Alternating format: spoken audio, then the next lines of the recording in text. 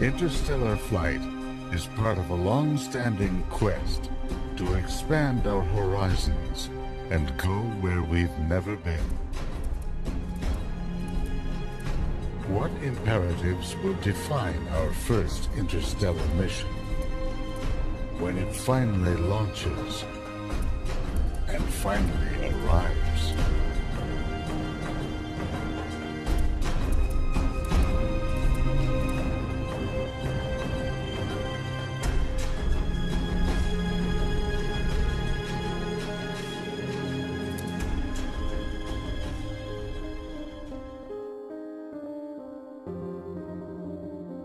A future journey beyond our solar system has been compared to the great human migrations of the past. One of the greatest spanned the uncertain reaches of the Pacific Ocean. It began 8,000 years ago with the arrival of people on Taiwan off the coast of China.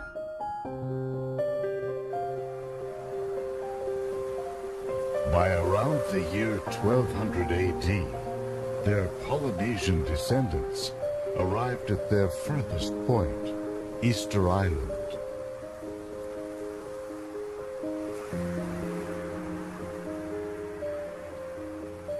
In 1,000 small journeys, moving from island to island, a seafaring culture emerged.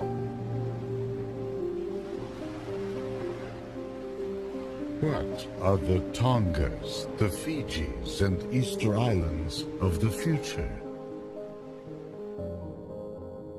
Astronomers are now searching in the near regions of our galaxy. They have identified 3,841 planetary candidates. Nearly 1,100 have been confirmed. The vast majority are Neptune or Jupiter-sized planets that orbit close to their parent star. By one recent estimate, based on data from the Kepler Space Telescope, our galaxy has 9 billion stars with planets roughly the size of Earth, with conditions that could support life. The nearest possibility is a 3-star system called Alpha Centauri at 4.37 light-years away. It's the brightest star in the southern constellation of Centaurus. Proxima Centauri, a red dwarf, is the closest of the trio, but so far no planets have been detected. Alpha Centauri A is slightly larger and more luminous than our own Sun, while B is slightly smaller. A team of European astronomers working at the European Southern Observatory in Chile recently detected a subtle wobbling in the light of B. It could be a sign of tugging from a planet's gravity. If a planet is there, it literally hugs its parent star, with an orbit that's even closer than Mercury is to our Sun. It's probably molten, with surface temperatures in excess of 1,000 degrees centigrade. Are there other planets far enough out for liquid water to flow? That prospect is the subject of intrigue in science and science fiction. Alpha Centauri is the fictional location of Polyphemus, a giant gas planet, and its moon Pandora, from the movie Avatar.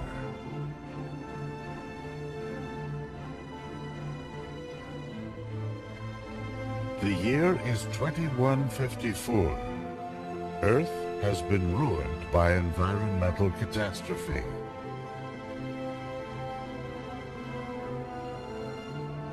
Greedy prospectors board the hybrid fusion antimatter spaceship, Venture Star.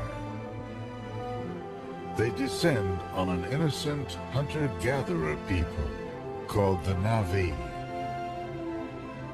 Could such a place exist this close to home?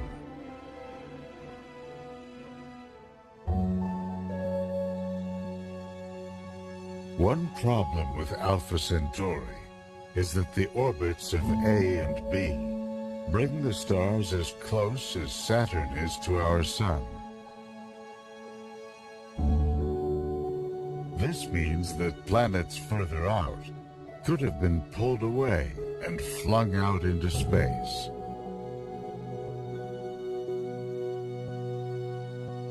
For this reason, Alpha Centauri was not a high priority for planet hunters. That is, until similar examples turned up, such as Kepler-16. 16b is a planet that orbits two stars, which in turn orbit each other.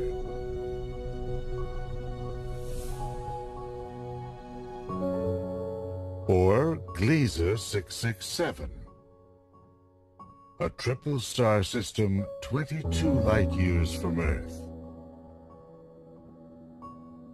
667c is a red dwarf, one-third the mass of our Sun, with 6 planets in its fold.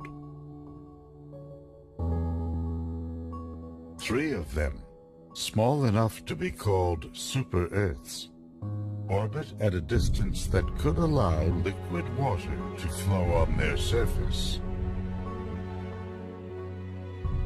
That opens the possibility that planets may have survived in the Alpha Centauri system. For now, that question is on hold. The orbits of Alpha Centauri A and B have brought them too close for astronomers to resolve the signal of a planet. When they move apart again, astronomers will have new tools at their disposal, including the James Webb Space Telescope, now set for launch in 2018. From a position 1 million miles away from Earth, it will deploy a sun shield the size of a tennis court and a mirror over 21 feet wide. Astronomers will use this telescope with its infrared light detectors to discern the chemical composition of planetary atmospheres.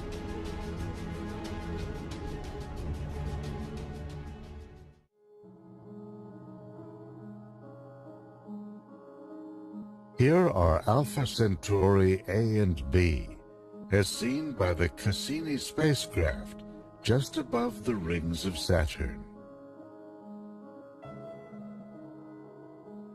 Assuming it's worth the trip, you'd have to travel a distance 30,000 times the orbit of Saturn to reach them. Put another way, if Earth to Saturn is a meter, then Earth to Alpha Centauri is New York to Chicago.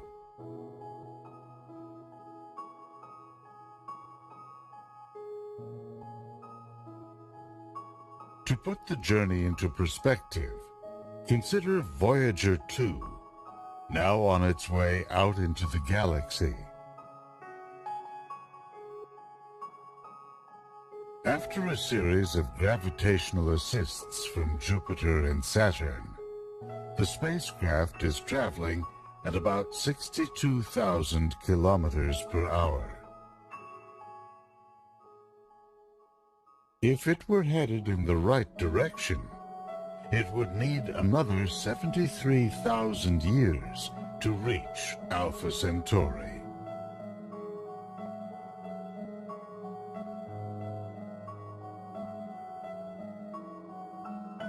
The dream of traveling to other solar systems was forged by rocketeers a century ago. A Russian schoolteacher, Konstantin Tsiolkovsky, inspired generations of space visionaries with sophisticated ideas about multi-stage launch vehicles. He imagined the construction of space stations in Earth orbit and eventually permanent space colonies. Someday, he predicted, we'll evolve into a whole new species, Homo cosmicus.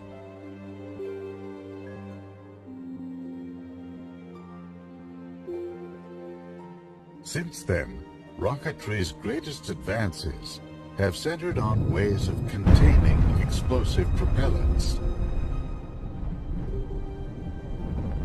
and methods of maintaining stable flight at high speeds.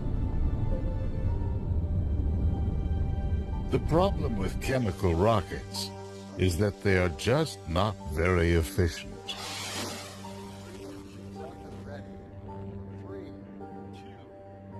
To reach the speed needed to escape Earth's gravity, 25,000 kilometers per hour, the space shuttle carried 15 times its weight in fuel. A NASA study showed that to send a shuttle-sized craft to Alpha Centauri in 900 years would take an unbelievable amount of fuel, 10 to the 137th kilograms worth. That's more than the entire visible universe. There are several promising advanced propulsion concepts on the drawing board, including fuel-efficient plasma engines, which accelerate a spacecraft gradually to high speeds. It won't get us to Alpha Centauri in anything close to a human lifespan. To go that far and that fast, a pre-Apollo project called Orion called for a series of controlled nuclear explosions to propel a spacecraft to high speeds. The project died amid concerns about the impact of nuclear explosions on the environment. Back in the 1970s, a group of scientists unveiled designs for Daedalus. This giant fusion-powered craft would have had to carry 50,000 pounds of fuel. The plan was to accelerate to 12% the speed of light and reach a nearby star in 50 years. Other plans have included ramjets with vast magnetic fields that scoop up a fuel supply of hydrogen ions, or solar sails powered by the solar wind and by lasers stationed along the way. Then there's the rocket of choice in science fiction, powered by the most potent fuel in nature, antimatter.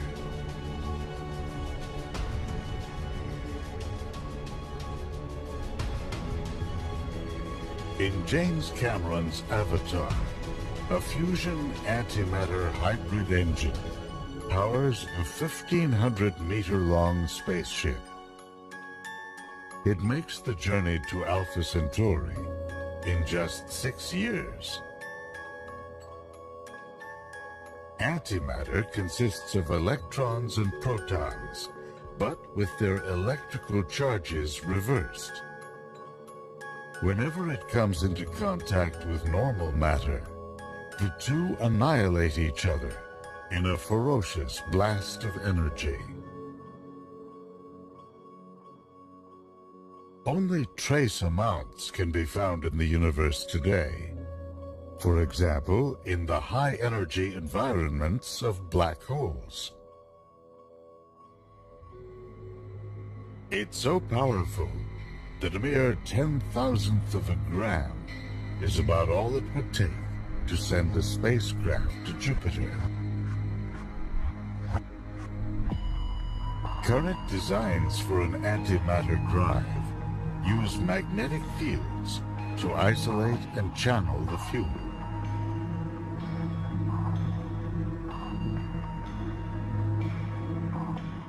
The idea is to merge a stream of protons with a stream of its antimatter opposite, antiprotons. A magnetic field pinches or compresses the combined streams into a narrow beam. Annihilation, then, produces an ultra-high energy laser that shoots out the back of the craft. That causes a recoil effect that pushes on the magnetic field produced by the beam and propels the craft forward.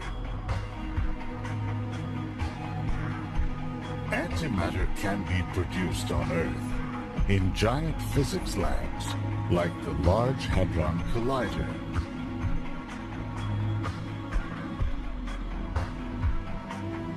Here, scientists accelerate atoms to nearly the speed of light and blast them together to release their fundamental constituents.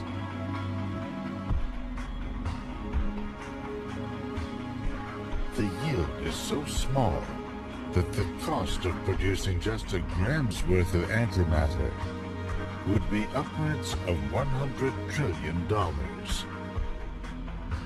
And the stuff is so volatile that storing more than a few atoms at a time remains a significant challenge.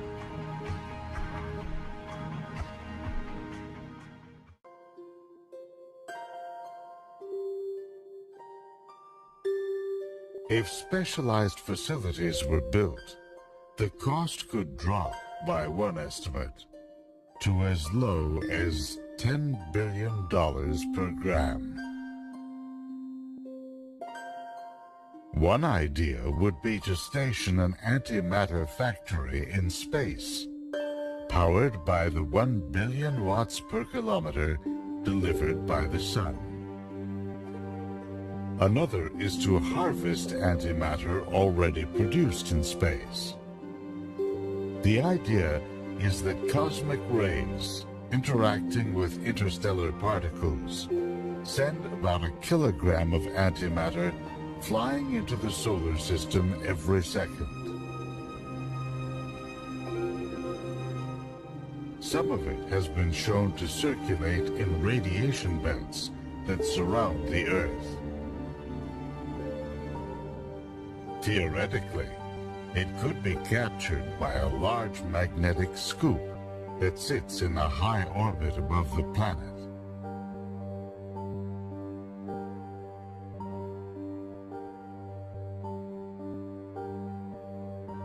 Short of traveling to another solar system, there may be good reasons to develop antimatter propulsion. An interim mission would speed beyond the orbit of Pluto, sending back close-up images of objects in the Kuiper Belt. A longer-distance probe could reveal new details about the Oort cloud, a vast realm of comets that envelops the solar system. Once out there, it could sample interstellar particles or deploy an interstellar telescope. To make it all the way to Alpha Centauri within 50 years, an antimatter probe would have to accelerate to around 10% the speed of light, over 100 million kilometers per hour. High velocity has its perils. At such speeds, even dust has enough mass to destroy the craft. A magnetic shield would be needed to clear the way.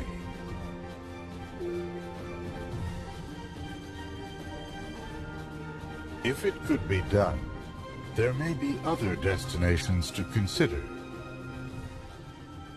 At least 22 stars within 12 light-years of Earth. Any way you look at it, the first interstellar voyage will be a quantum leap for humanity. The urge to reach out to distant horizons, to climb the highest peak, is a vital part of human nature. But explorers of old set off not just because it was there.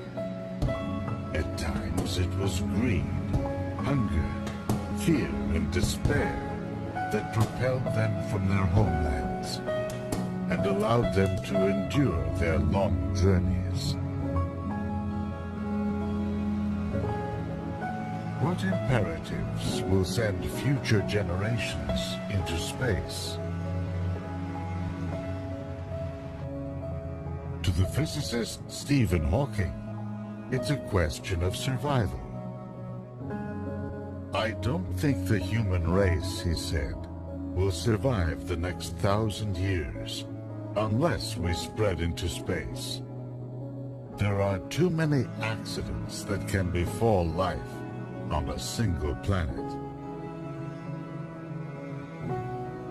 We can't foresee the impact of wars, social upheaval, or the course of human civilization in coming centuries. But an early context for the mission may be emerging now.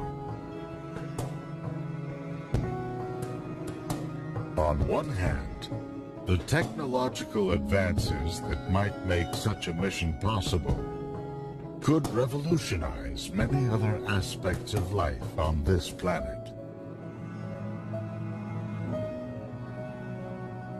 The ever-increasing number of transistors that can be placed inexpensively on a computer microchip has become a metaphor for the advance of technology. Some observers forecast a steep rise, even an acceleration, in the pace of invention and basic research, and for whole new solutions to the problems of energy, food production, health, and more. In addition, despite the daily drumbeat of violence and war, we are actually living in one of the most peaceful eras in human history. Over the centuries, the number of people killed in battle has steadily dropped as civilizations evolved. With 2 world wars, the 20th century was pretty bad, but the 19th was even worse. In terms of deaths per 100,000, from war, genocide, murder, and other factors, the world is relatively calm. On the other hand, major periods of scarcity and suffering may loom. The last century saw the world's population grow from less than 2 billion to nearly 7 billion today.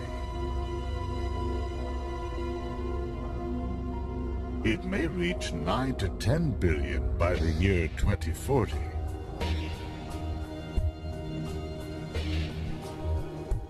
According to a recent UN report, the world will have to produce 70% more food by the year 2050, and at least that much more energy to sustain its population. Simple, clean water in some regions is already extremely scarce.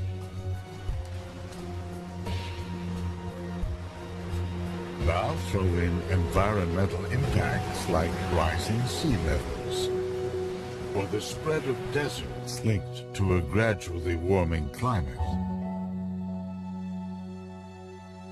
No matter how you look at it, our world is changing in ways that will impact the way we live and relate to each other.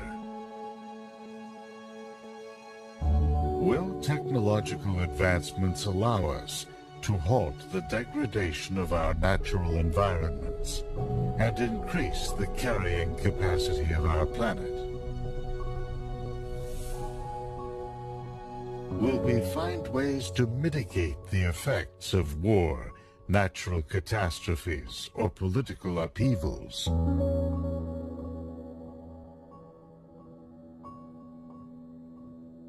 The technology needed to launch a first interstellar mission is certainly decades away. The actual journey could take centuries.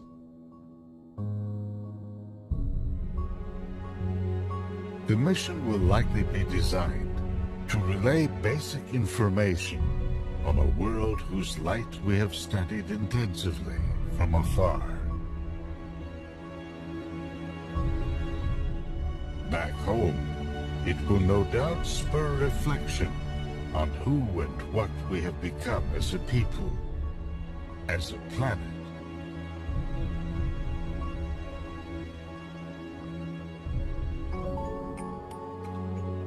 As our cosmic emissary makes its way across the void, we on Earth will continue to struggle in our pursuits of happiness, prosperity, and mere survival.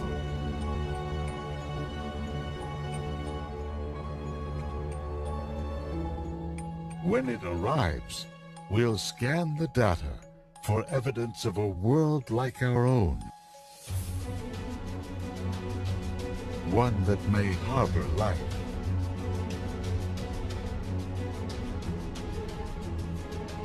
Will we come to explore and expand our knowledge? Or to begin a long journey out into the uncertain reaches of the galaxy?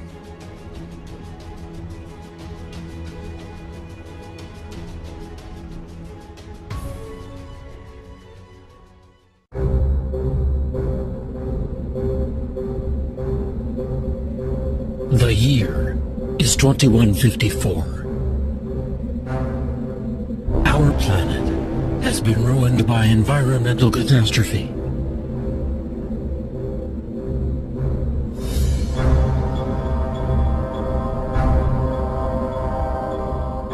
In the movie Avatar, greedy prospectors from Earth descend on the world of an ancient hunter-gatherer people named the Na'vi. Their home is a lush moon far beyond our solar system, named Pandora. Could such a place exist?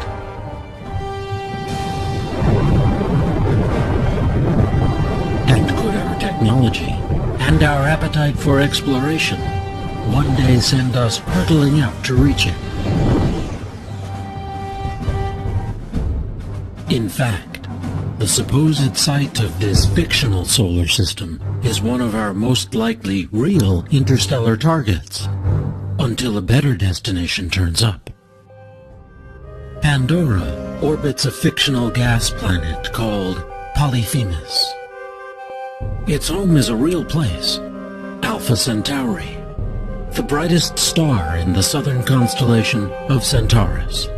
At 4.37 light-years away, it's part of the closest star system to our Sun. Alpha Centauri is actually two stars, A and B, one slightly larger and more luminous than our own Sun, the other slightly smaller. The two stars orbit one another, swinging in as close as Saturn is to our Sun, then back out to the distance of Pluto. This means that any outer planets in this system, anything beyond, say, the orbit of Mars, would likely have been pulled away by the companion and flung out into space. For this reason, Alpha Centauri was not high on Planet Hunters' lists until they began studying a star 45 light-years away, called Gamma Cephei. It has a small companion star that goes around it every 76 years. Now it seems it also has at least one planet. That world is about the size of Jupiter, and it has planet hunters excited. Perhaps 2/3 of all the stars in our galaxy are in so-called binary relationships. That means there could be many more planets in our galaxy than astronomers once assumed.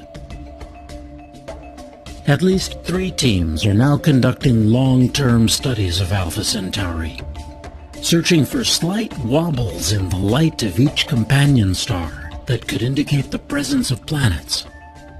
If they find a planet that passes in front of one of the stars, astronomers will begin intensive studies to find out what it's like. One of their most promising tools will be the James Webb Space Telescope, scheduled for launch in 2014 or 2015. From a position 1,000,000 miles away from Earth, it will deploy a sun shield the size of a tennis court and a mirror over 21 feet wide. The largest space telescope ever built, it will offer an extraordinary new window into potential solar systems like Alpha Centauri. With its infrared light detectors, this telescope will be able to discern the chemical composition of a planet's atmosphere. And perhaps whether it harbors a moon like Pandora. One prominent planet hunter predicted that if a habitable world is found at Alpha Centauri, the planning for a space mission would begin immediately. Here's that star duo seen by the Cassini spacecraft just above the rings of Saturn. To actually get to this pair of stars, you'd have to travel as far as the orbit of Saturn, then go another 30,000 times further. Or put another way, if the distance to Alpha Centauri is the equivalent of New York to Chicago, then Saturn would be just 1 meter away. So far, the immense distances have not stopped us from launching missions into deep space. In 1977, the twin Voyager spacecraft were each sent on their way aboard Titan III Centaur rockets. After a series of gravitational assists from the giant outer planets, the spacecraft are now flying out of the solar system at about 40,000 miles per hour. They're moving so quickly that they could each whip around Earth in just 45 minutes. Twice as fast as the International Space Station.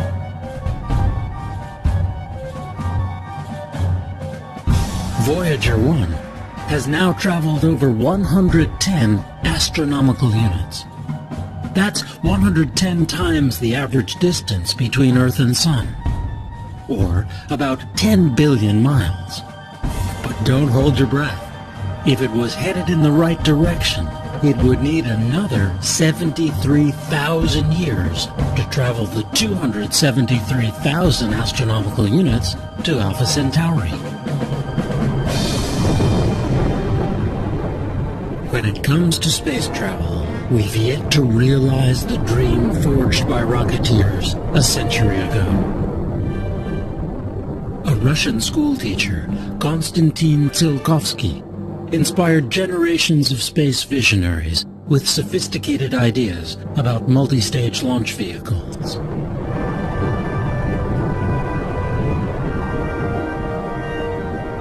He imagined the construction of space stations in Earth orbit, and eventually vast permanent space colonies. In time, he predicted, we'd evolve into a whole new species, Homo cosmicus.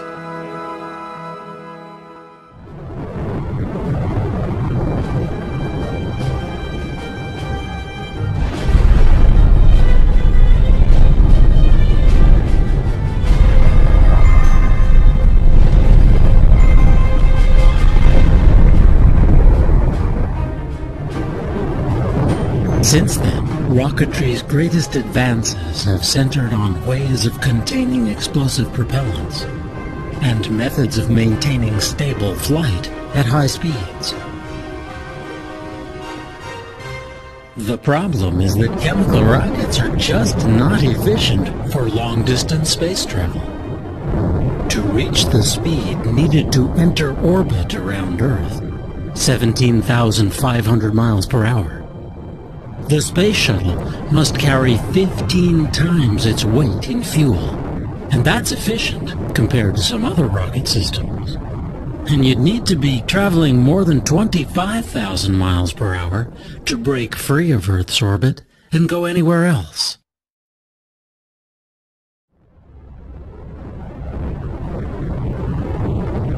A NASA study showed that to send a space shuttle-sized craft to Alpha Centauri in 900 years would take an unbelievable amount of fuel, 10 to the 137th kilograms of rocket propellant. Suffice to say, it's more mass than is in the entire visible universe.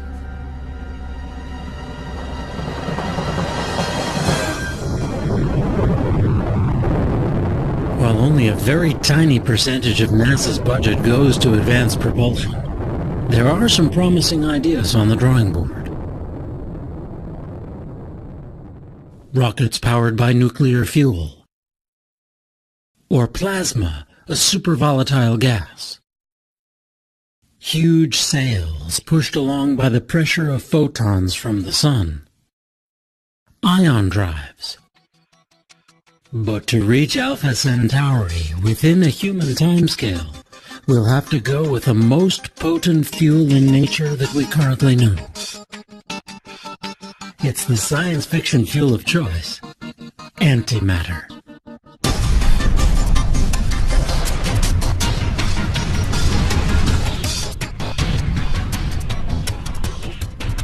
In James Cameron's Avatar, hybrid nuclear fusion and antimatter engines power a mile-long interstellar spaceship.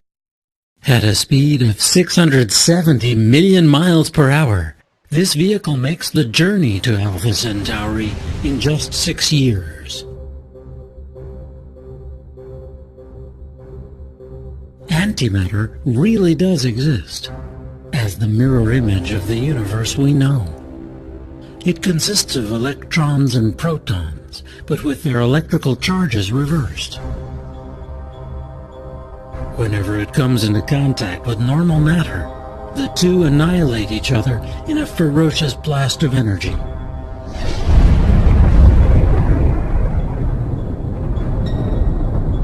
Large amounts of antimatter were created and destroyed in the fiery dawn of our universe, the Big Bang.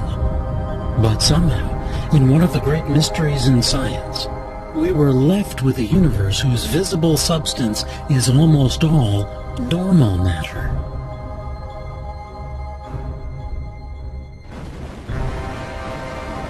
The universe still produces antimatter through powerful collisions. such as a jet from a black hole slamming into a cloud of gas.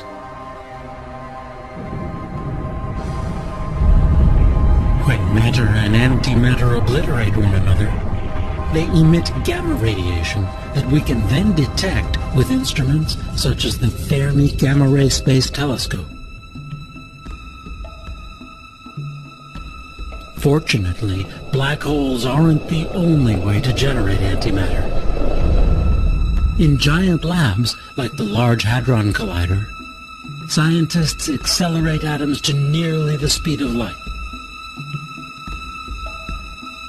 and blast them together to expose their fundamental constituents.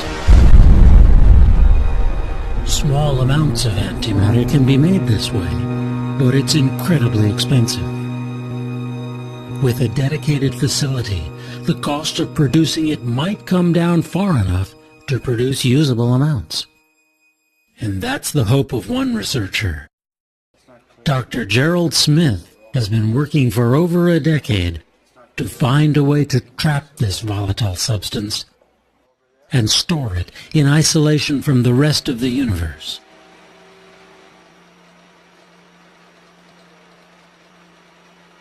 Smith and his colleagues have designed a trap the size of a cigar case. It sits within a tank filled with liquid nitrogen and liquid helium, designed to cool it down to 270 degrees below zero. Once injected into this trap, antimatter particles are suspended by magnetic fields within a vacuum as empty as deepest space. But the problem is that anti-electrons, called positrons, tend to repel each other explosively. That makes it tough to store more than a few at a time.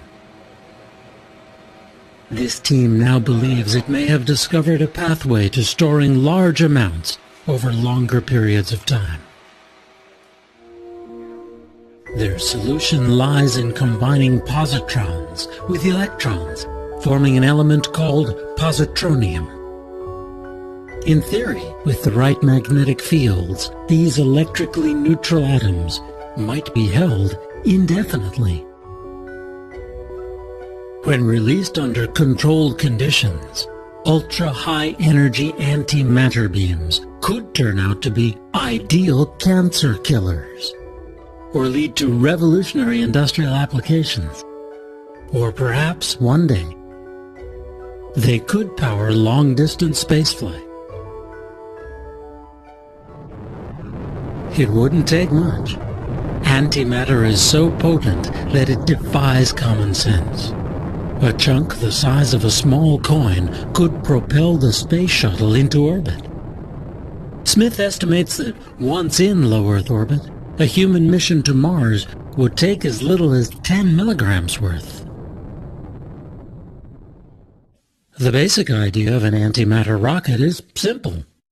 A beam of positrons is released into the engine core, where it annihilates the surface of a metal plate. That creates an explosion that propels the craft forward. Another design uses a sail. A cloud of antimatter particles reacts explosively to its surface, propelling it forward.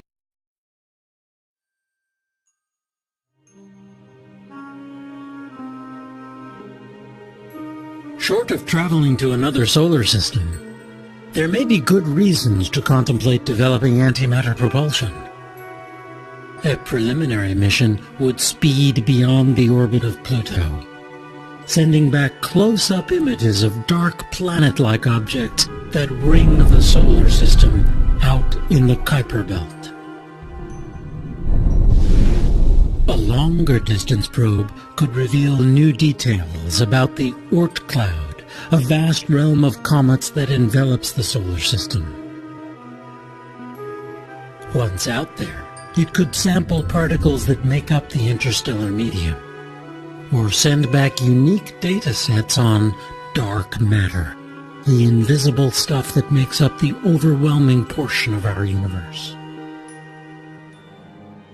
To make it all the way to Alpha Centauri within 50 years an antimatter probe would have to gradually accelerate to around 10% the speed of light. That's 67 million miles per hour. It would then gradually decelerate as it approached its destination. At those speeds, hitting even a grain of dust could destroy the spacecraft. So it might be best to slow the journey down to a century or more.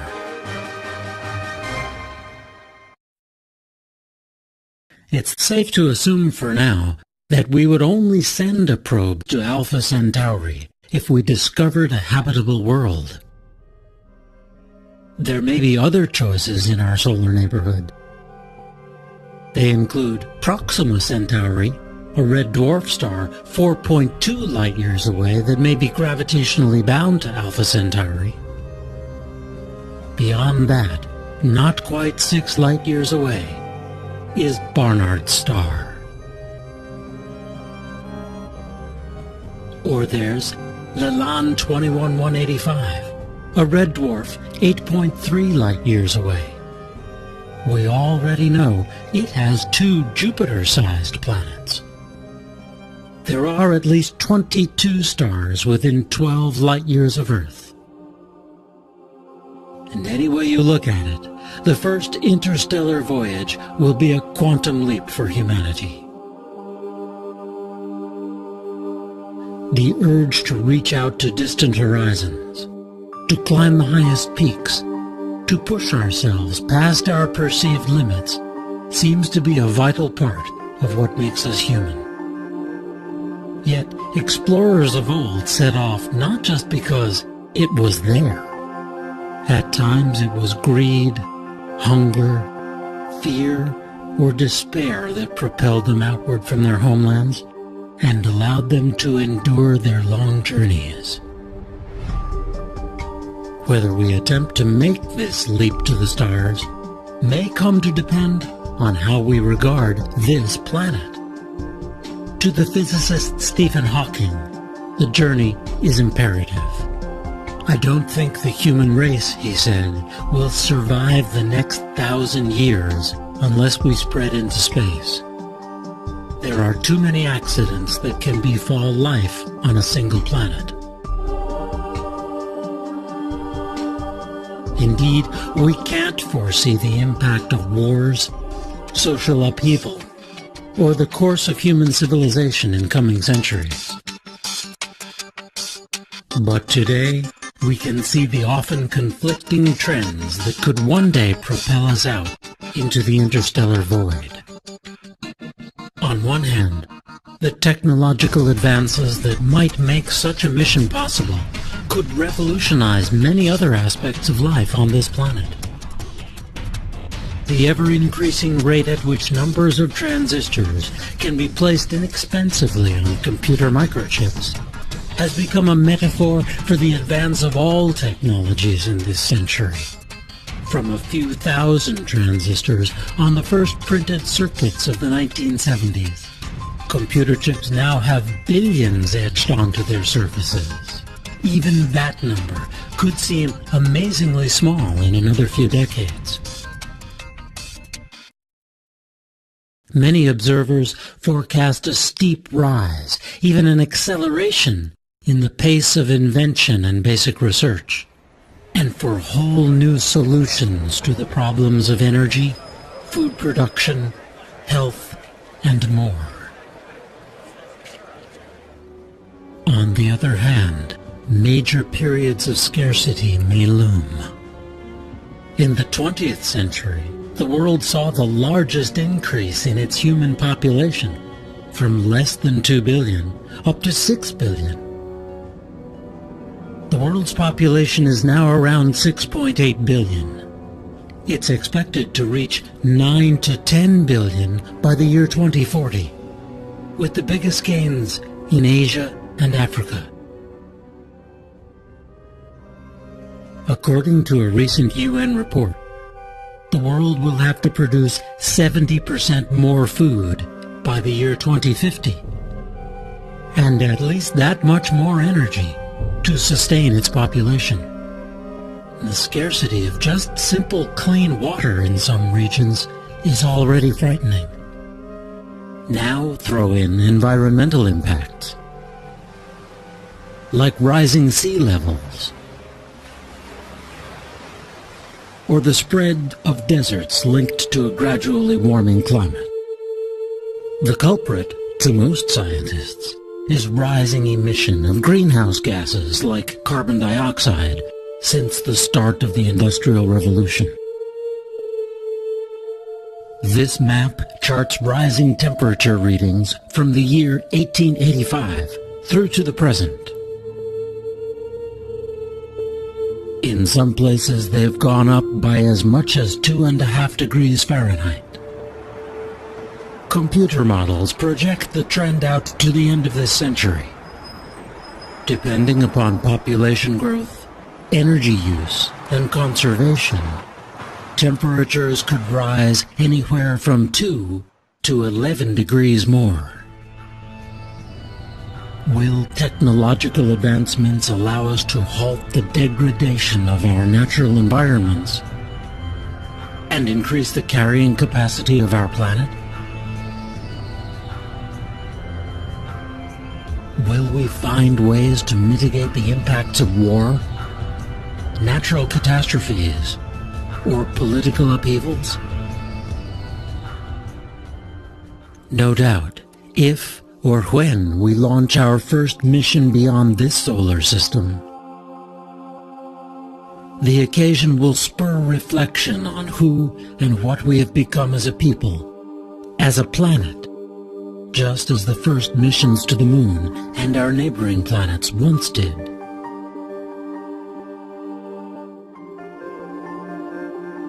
At first, we'll send a probe designed to relay basic information on what's there, on a world whose light we have only studied from afar.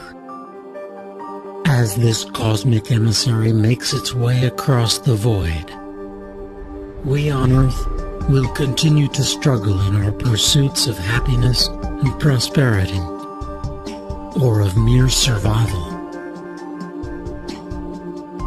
When it arrives, we'll scan the data for evidence of a world like our own,